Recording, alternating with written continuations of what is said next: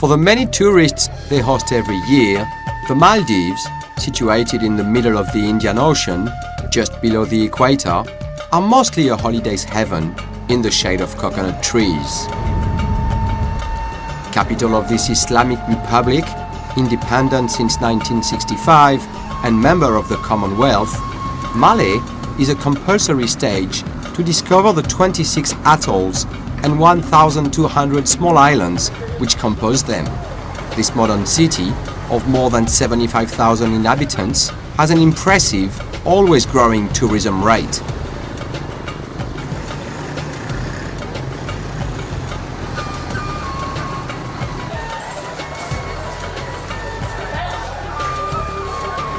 Ubet is Maldivian. He is the captain of the Hamati, a boat chartered by surfers for an exploration of a new type. He comes to the market to fulfill the very first mission of an adventure which will last 3 weeks. Time to make a decent stock over this period for the 14 people, crew members included, who will take seat on board the Hamati.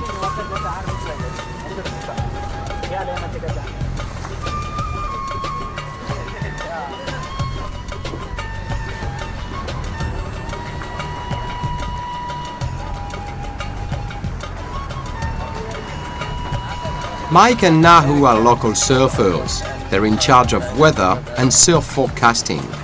They will operate from Malé and will play a crucial role for the trip, guiding the Hamati towards the best chances to find waves. Anthony Nicolas is French. He will be on the boat and will keep in touch daily with Mike and Nahu. Hey, you and Nahu? Yeah. Hey, I'm Anthony. Yeah? It's pretty good, it's pretty good. So, I got your address from Ibrahim. And he told you that maybe you could help us, with the surf forecast for our trip. So, can I come in? Sure. Okay, thank you. Sorry, yeah. Connected on the web, Mike and Nahu analyzed the force in routing for this trip.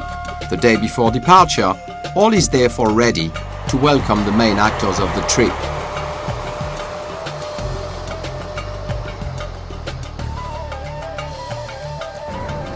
Their schedule is a little different from what the usual boat trip companies offer. One of the reasons for this is that they are not simple tourists, but highly skilled professional surfers. Hawaiian Dwayne DeSoto and Californian Taylor Jensen are riding traditional 9-foot longboards.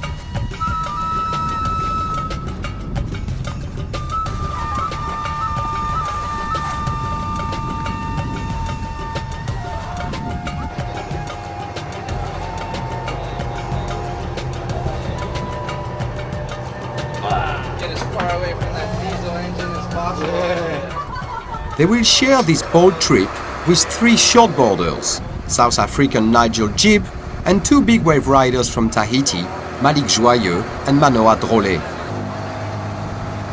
From now on, they leave the modern world for several days of open sea, a very special experience for all the members of the expedition.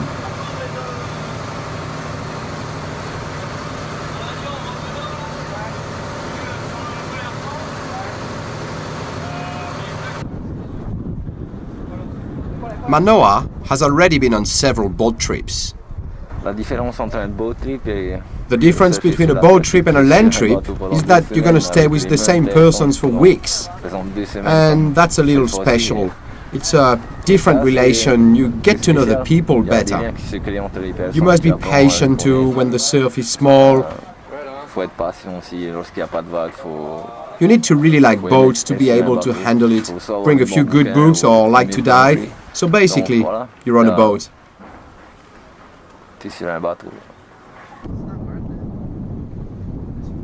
Their destination is unknown, or nearly. They have a real mission on that trip, discovering new surf spots in the central atolls, a mostly unexplored area of the Maldives.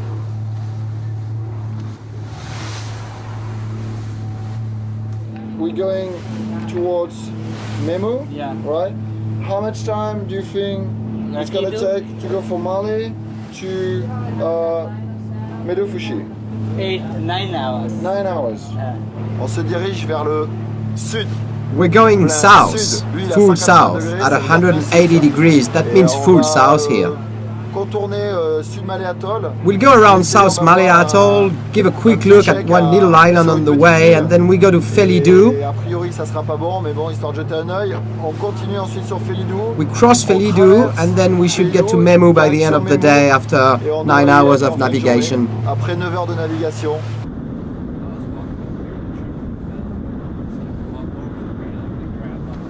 Hours of navigation, hard to avoid with a boat anyway. With a 10 knots average speed and without any other goal than finding good waves, navigation will be a daily routine.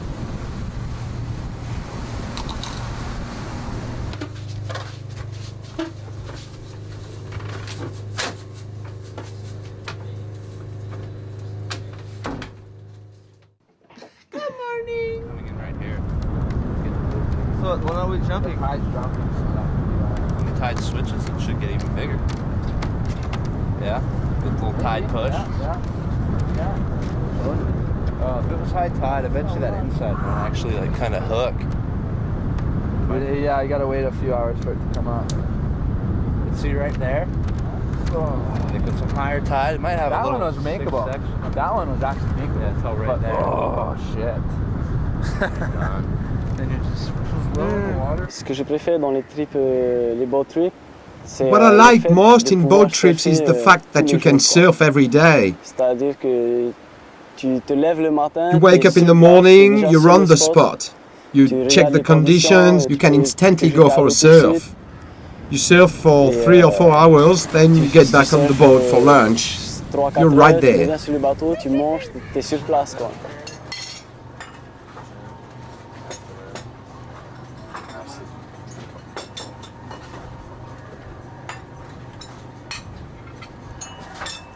With the tide coming in, the reef is getting covered by enough water for the swell to wrap around the pass, a perfect setup for surfing.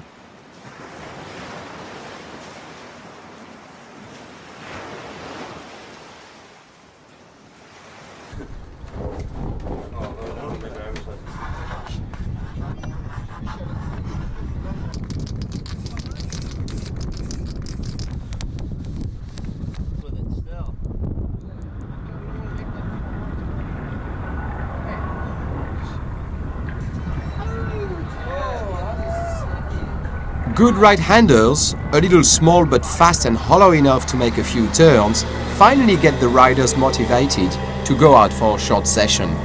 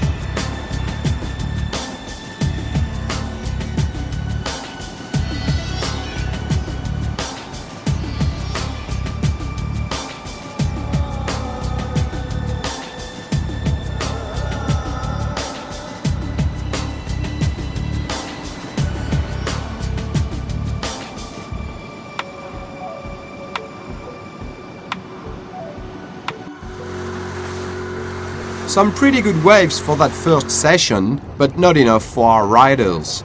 By searching well, it should be possible to find a better exposed reef, which will offer longer and possibly bigger waves. Yeah, it's supposed to be like For a great part, the best surf spots on the planet have already been discovered, documented and photographed.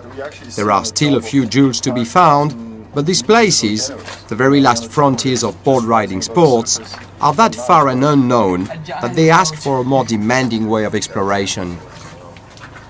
Still, the Maldives have the world's largest commercial companies of a craft that, for surfers at least, is like the ultimate weapon, a seaplane.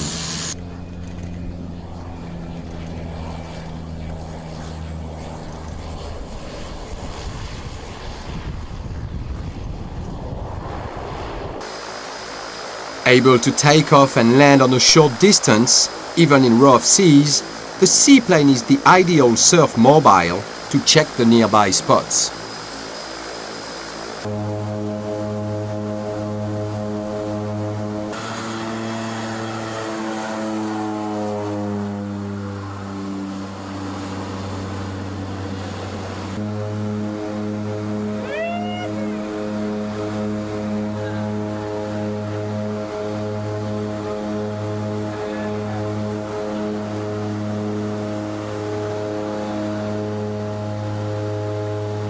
The unbelievable beauty of the Maldivian atolls tend to hide the extreme fragility of these unique coral structures.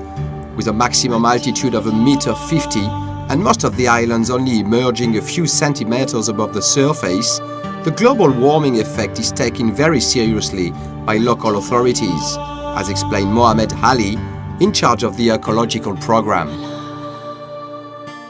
One of the biggest worry is the issue of sea level rise.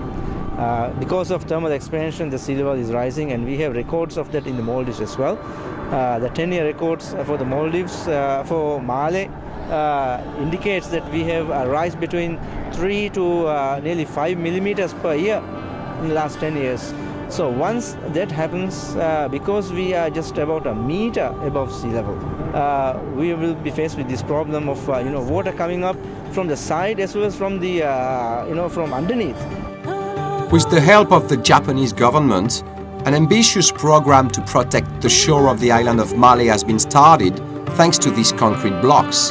But in the South Atolls, the locals keep on picking up sand from the lagoons to build seawalls, a practice that is just as dangerous for the ecosystem as the global warming itself.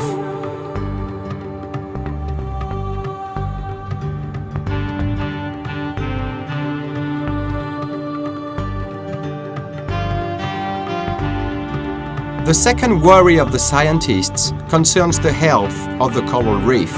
As in Australia or in Indonesia, it is also greatly endangered in the Maldives. The water temperature is rising, and more the heat is transferred from the atmosphere into the sea, and we have more incidents of the El Nino now taking around.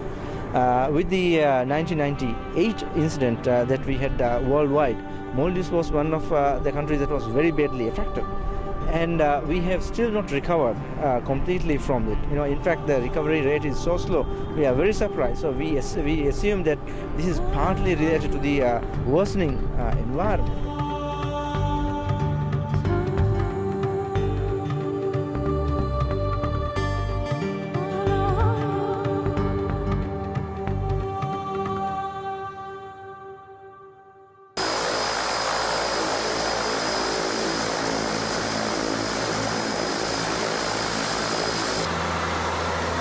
After an hour's flight, the riders check a big pass at the tip of a rather long island, which seems to offer excellent potential for a rideable wave.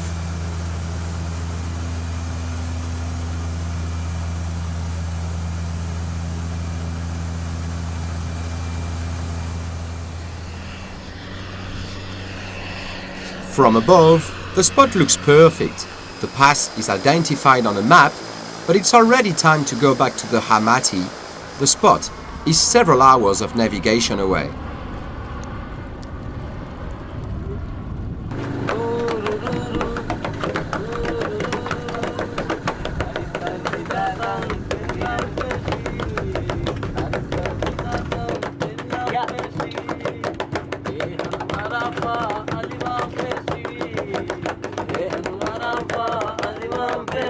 Before weighing anchor and trying to reach the spot, Anthony finds with Mike what to expect in the next few days. Hi, Mike. Hey, this is Anthony speaking. Hello, Anthony. How are you? We had a good day in Maldives. It's pretty sunny. And so have you looked at the forecast? I have a bad news for you. There's pretty bad weather right now. It's like maybe a thunderstorm. Pretty strong wind as well. Maybe we're gonna wait a little bit, and maybe it's gonna be time to go to town. Okay, all right. So I'll call you in the next few days, and we'll talk about the surf again. Okay, bye. Thank you.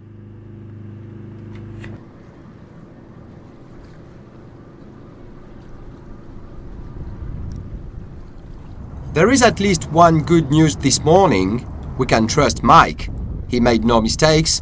The weather is too bad for surfing, but perfect for traveling. The decision is taken to go straight to the next atoll.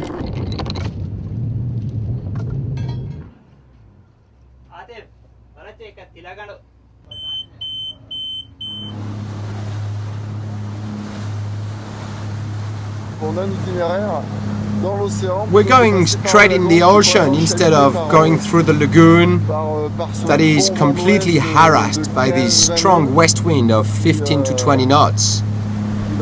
It will bring us a little restless sea as soon as we'll be going out of Memu, and it's gonna be rocking.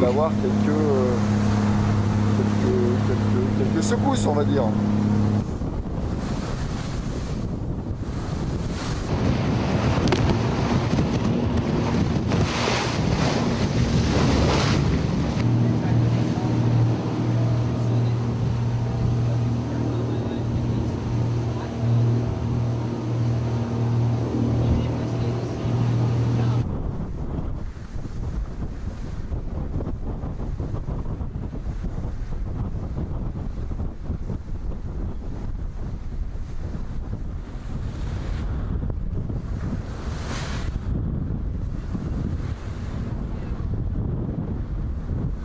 When the Hamati finally reaches the spotted island, the rain has already stopped, but it will take a few more hours for the wind to calm down.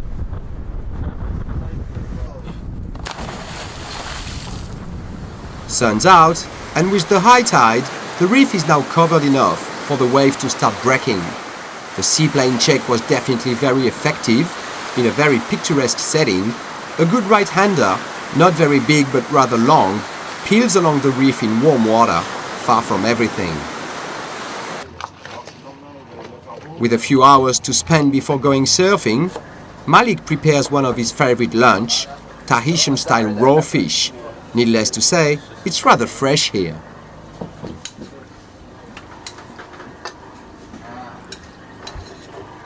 How hot it is?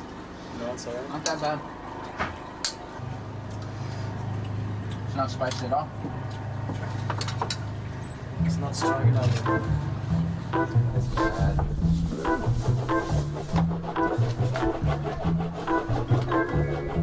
I need to know how it's been done.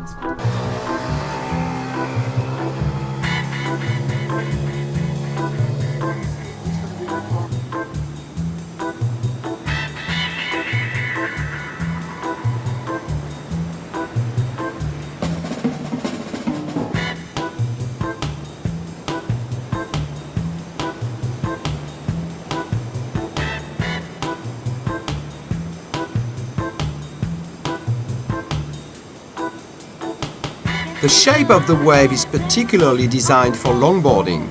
Hard to turn in big surf, these 9-foot boards are ideal in this type of conditions. Dwayne started longboarding at an early age and never regretted his choice. Longboarding for me has been a kind of a blessing for my life. It's given me a good lifestyle, and I also prefer it because it's more artful. I get to be more graceful on the wave, and I guess it gives me a better chance to utilize the wave better. I can nose ride, I can tail surf, so I get kind of the best of both worlds. Also, when needing to pick up some speed, it helps out, you jump on top of the nose and start to pick up a lot of speed, come off it, and do a nice bottom turn and hit the lip. So it leads into other moves really nicely also. At only 19, Taylor is already one of the top 10 longboarders in the world. In California, where he was born, longboards are everywhere, but few people use them like he does. For most people, longboarding's more about nose riding and being traditional, but for me it's more about just using it in a different way, the way most people wouldn't see it be used, you know? More in a high performance, big, strong turns and high speed maneuvers. On the dance floor, on the dance floor.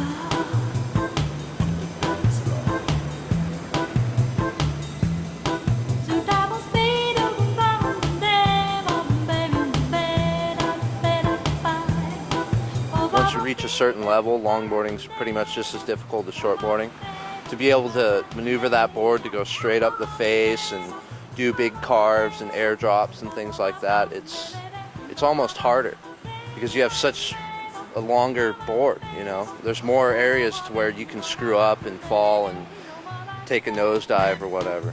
But I think actually it's harder, a lot harder, especially when you start nose riding, which is one of the more, I guess, premier parts of surfing, because once you start nose riding, you really bring in the grace, you really bring in the artful side of it, and it's a unique rush because you don't have anything in front of you.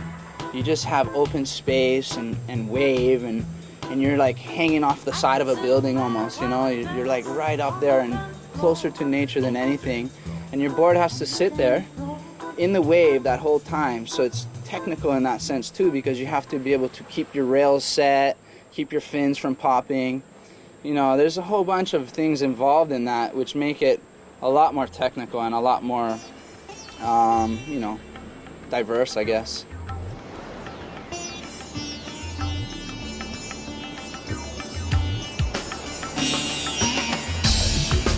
Shortboarders also have a lot to play with on the fast and hollow section on the inside. Their small boards allow them shorter and more radical turns. I'd say it's never been surfed. The wave actually wraps in right into the reef, so you see the whole wave turning, and it's really, really fun. A really rippleable wave could do 10 maneuvers on each wave without any problem.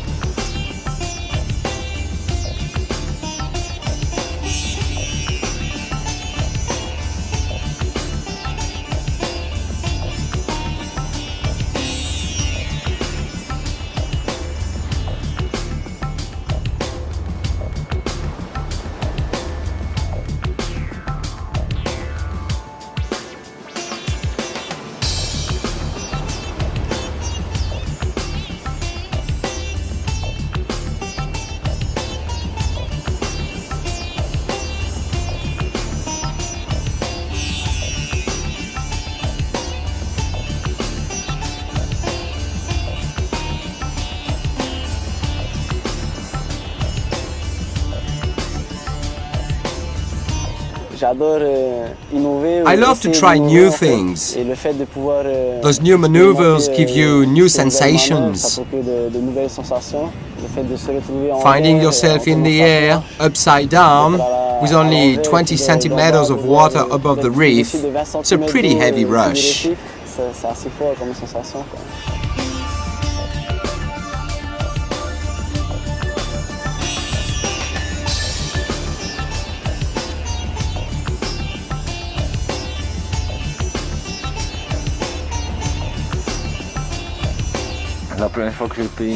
The first time I caught a wave, I felt like I was flying, like riding a skateboard on glass.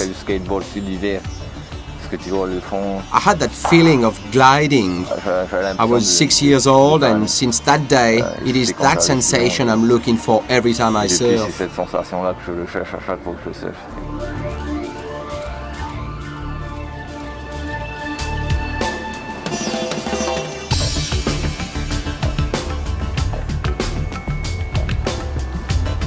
I quit all the other sports to surf, so yeah, I mean, surfing just caught my eye, you know, being out in nature and in the water. It's really relaxing, it's peaceful. If you have problems at home or during school or something, you can always go to the ocean and you don't even think about it. You're thinking about the waves, what's next, what wave's coming in, you know, how beautiful the ocean is and the energy it has. It's just, you don't even bother with just normal day life.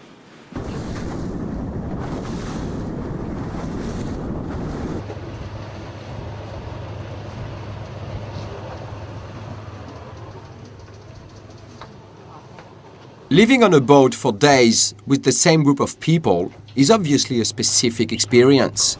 After a week, the Hamati has remained a very happy boat. It's a great atmosphere. We got a great team with us right now. Everyone seems to get along really well, and there's no negative vibes from anybody. The boat crew has been super nice and helpful. We all have good laughs and make each other comfortable. That way we don't have, you know, a bummer trip. So the atmosphere has been great. There's nothing more I could ask for, actually. I gotta have some manners now. Yeah, this is Anthony. How are you? I'm alright.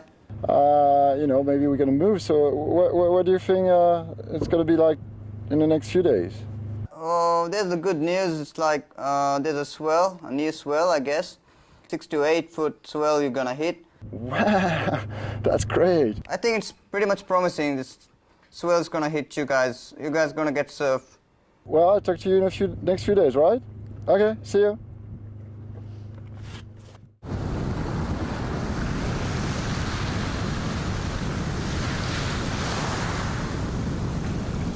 Waves are coming, but tomorrow only. Today is too small for the experts, but perfect for the beginners. Taylor agrees to give Ubet, the captain, and Atif, one of the crew members, their very first surf lesson. Ready? It should be good. They're used to being on rough seas, you know, staying on their feet, so I'm sure it won't be hard. The waves really mellow, so just be some fun little waves for them.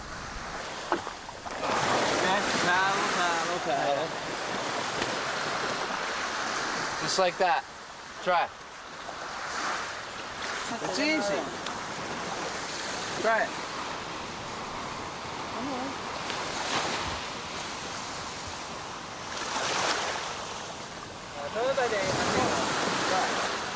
Look, one motion.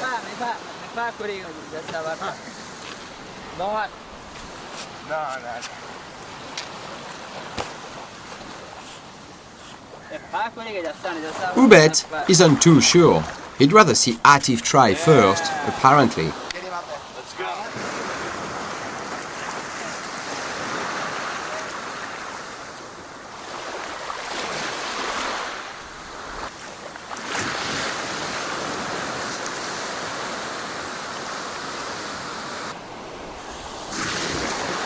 Atif, up and riding his first wave, Ubet appreciates.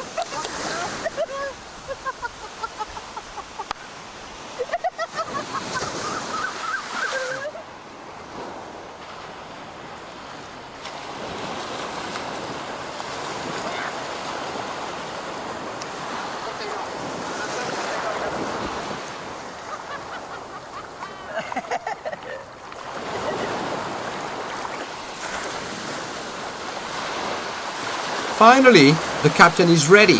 Atif had tried bodyboarding before, but it's all clear now. It's good. It's better to surf.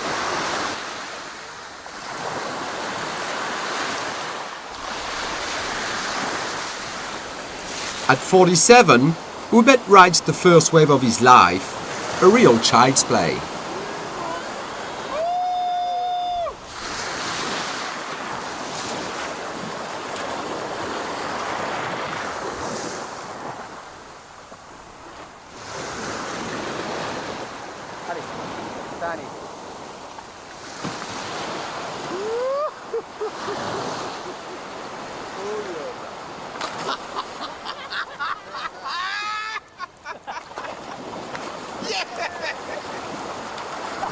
This is my teacher.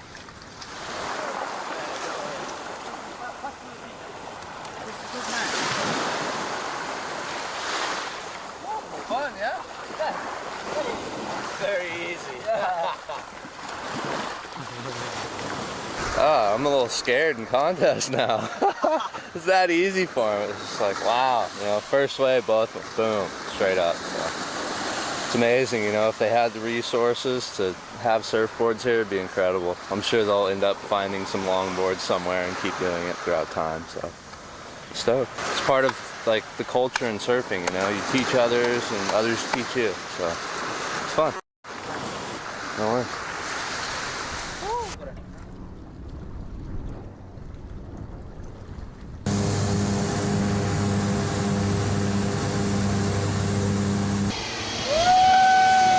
The return of the magic carpet.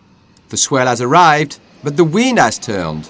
Anchored on the east coast, it will take the Hamati several hours to cross the atoll and reach the west coast, where the waves are better today. The riders have to call David and his seaplane not only to check, but to actually go surfing with it.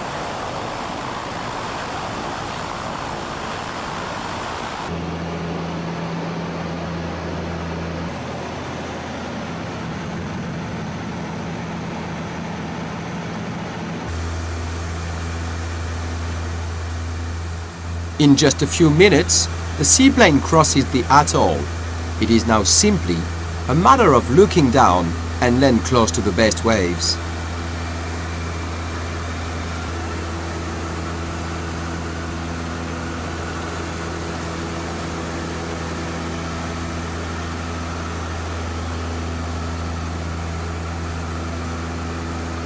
Suddenly, in the middle of nowhere, long trails of whitewash sign the presence of a quite surprising spot.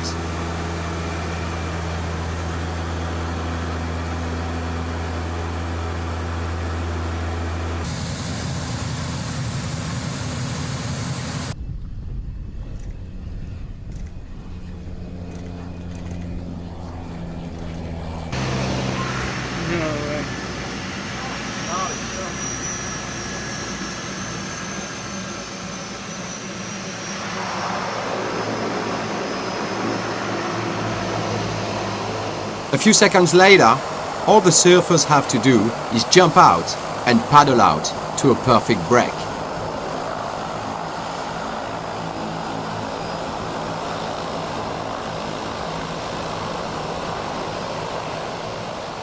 That was just all time. I mean, it's the first time I've ever surfed a wave with no land nearby, and it was really exciting. It was a good left-hander, and around the point there was a right-hander too.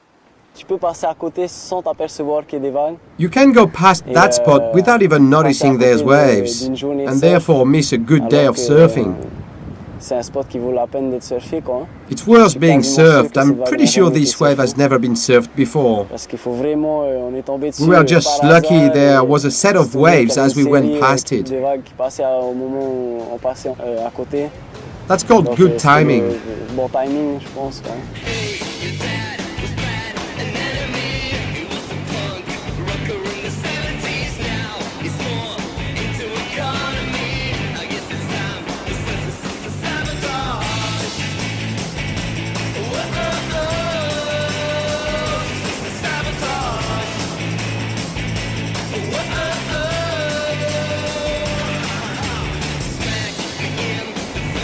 Cause I'm a creep, that's what I am.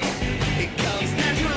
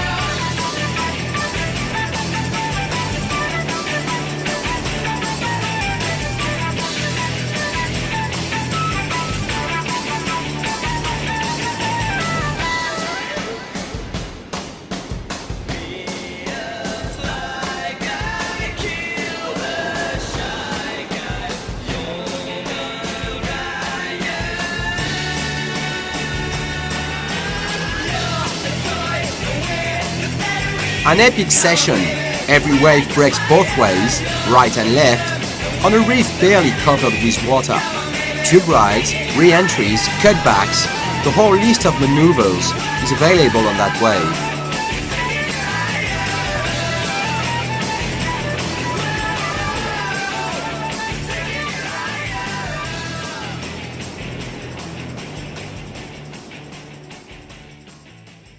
Being on land, you can't explore.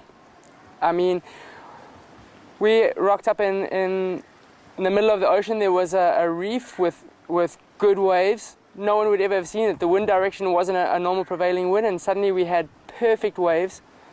Nobody out. In unknown territory. No one. Living in a hotel, you would never see that kind of thing. I mean, you maybe see the known breaks and have good waves, but exploring and finding waves that haven't been surfed is an amazing thing, you know? Cool.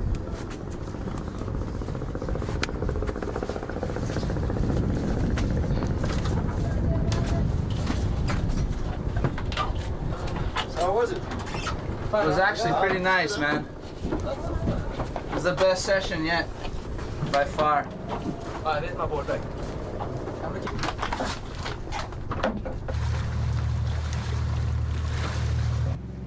This is something I've had dreams about doing since I was 7 years old and just started surfing.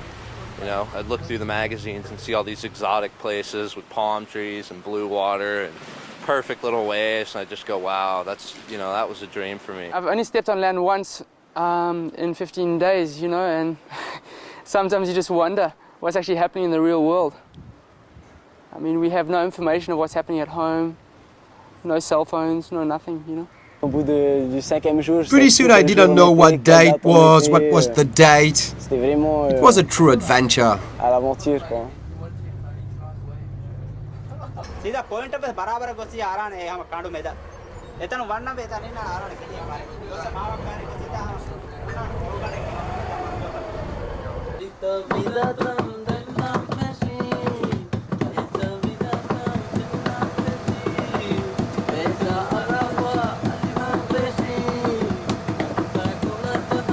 Life goes on peacefully in the Maldives, especially on the numerous islands of the central atolls. Here, far from the modern world, one will mostly find a lot of simplicity in the everyday life. Manoa, the Tahitian, isn't really far from his element. Je suis content d'être venu aux Maldives, d'avoir rencontré ces gens-là. J'ai l'impression d'être. I'm happy I came here to the Maldives and I met those people. I feel like home in Polynesia. It's funny to see these people living on such little atolls. The country is independent, so I was asking a few questions around to understand how we could have a different culture in the same environment. It was interesting. Entre nos cultures, alors qu'on vit dans le même environnement. Et c'est intéressant.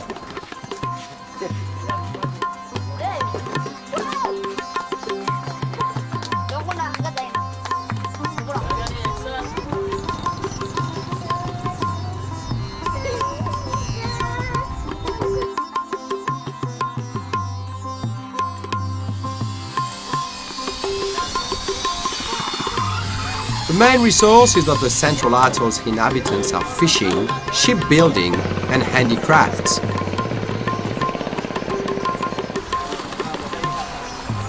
A remarkable fact is the natural open-mindedness and curiosity of the Maldivians, although they firmly respect the traditions.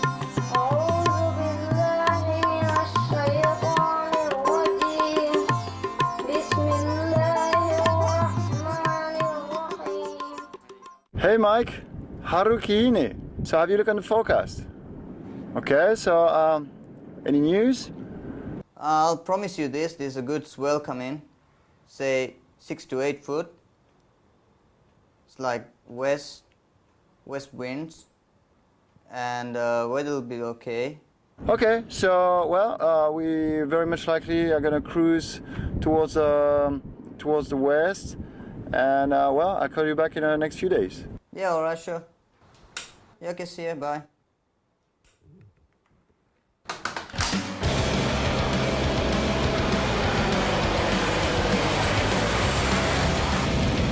The riders must act quickly. The The pass is able to receive such big swell are situated on another atoll further south, and a precise check must be done.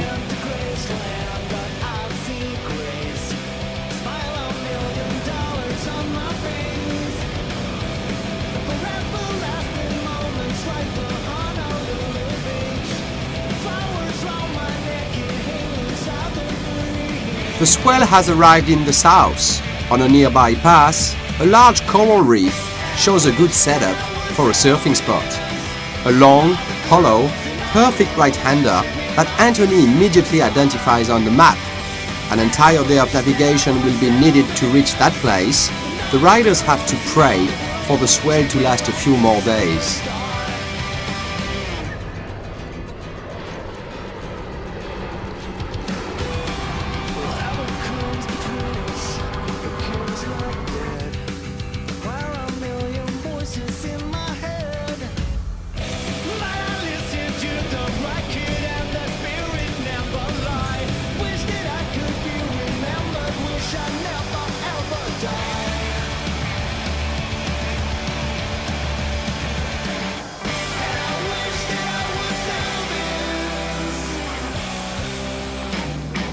While the seaplane is today's attraction for the local kids, not really used to see this kind of craft in the area, it is time for the Hamati to move. On agenda, 14 hours in the open sea. We stop here? Yeah. Tomorrow morning.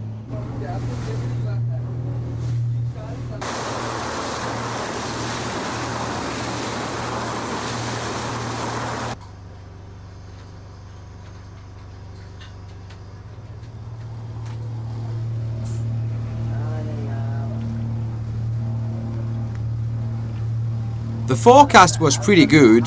The surprise on arrival is even better. At least there's swell action right now, you know? Yeah. It's not just... It's hard to say. Oh, look at that set.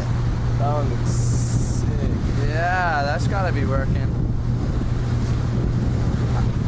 This might be actually the spot we're meant to be. This might be it. The spot they were meant to be? Maybe, maybe not. Anyway, the surf is pumping with solid 6 to 8 foot waves.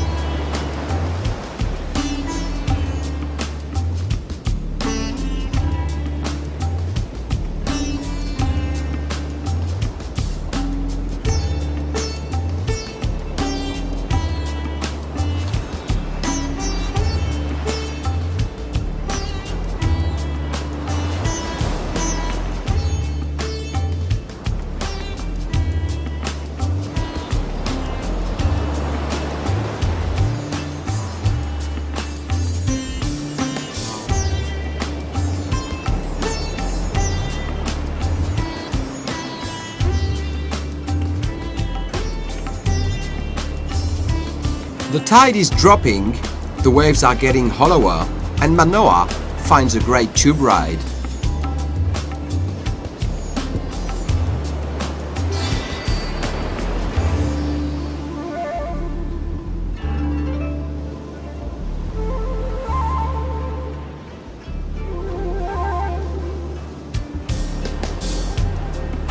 Dwayne has to change his board to match the spot's power. It's a little better than it looks, actually.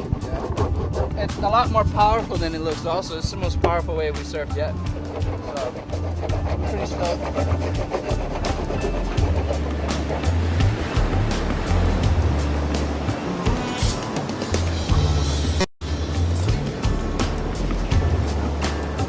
He gets back out with a camera on the nose of his board and takes us with him for a long and deep tube ride.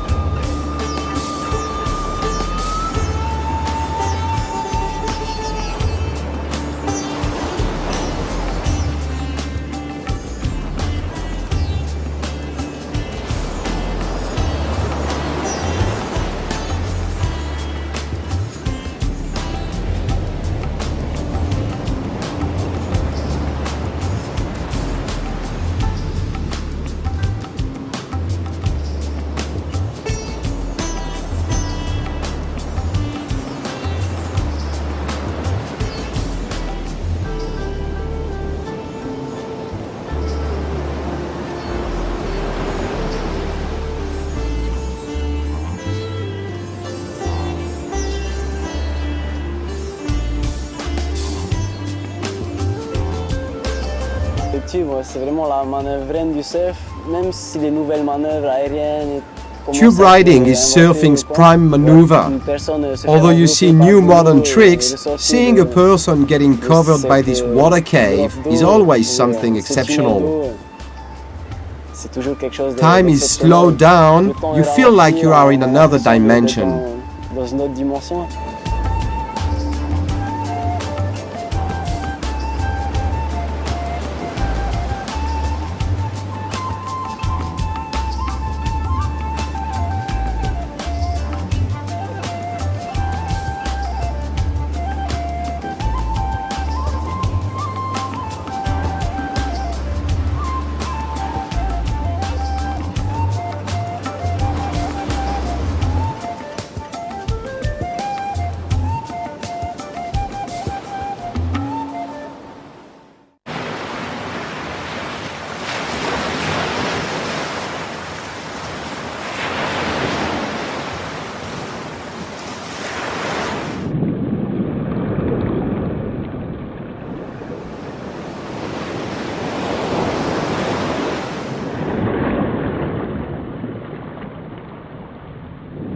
Small recreation for Dwayne. This technique is called the human fish.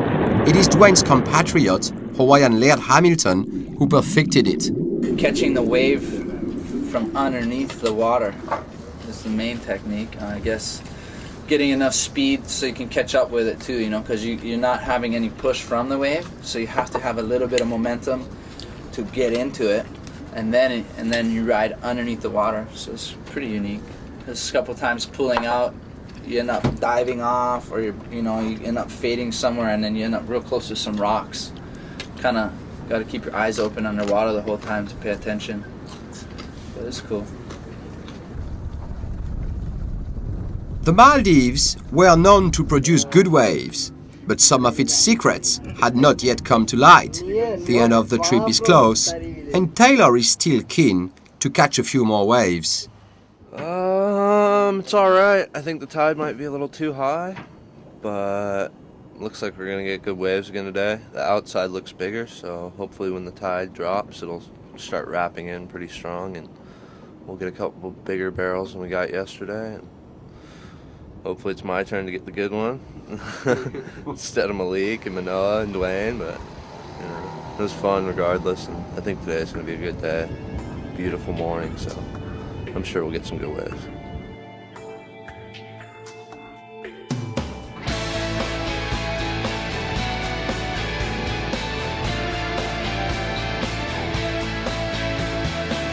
What I can say about the other surfers on that trip is that they're all excellent. Each has his own style. Dwayne has the traditional Hawaiian style of surfing, with a lot of style and power and radical turns too.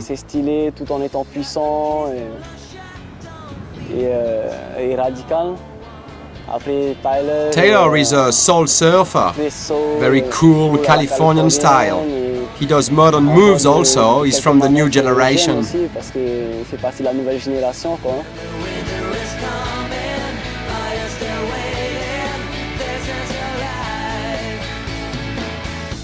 We've got Manoa, incredible surfer. I mean, I've never seen someone read the waves like he does. I mean, he'll find every barrel on every wave. I mean, just a style master. I really admire him. He's always ready to charge as hard as he can, and he's got a very nice style too. He's a complete surfer, whether it's big or small waves. He's very pleasant to watch.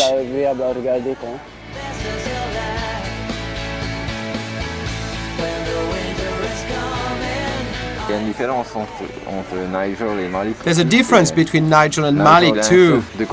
Nigel surfs like he's competing with a lot of maneuvers. He's really aggressive and technically it's great.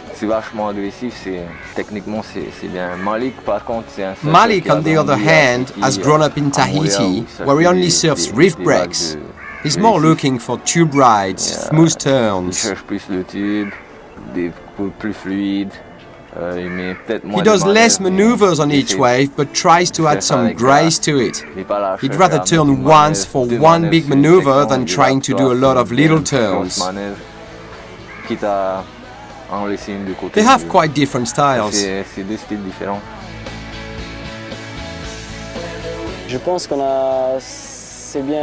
I think that our contract was rather well filled, especially because we discovered 2 or 3 new spots in fairly remote places where there is no means of communication with the external world. People on land seemed to see surfers for the very first time. So, accomplished mission. Je pense que mission accomplie, quoi.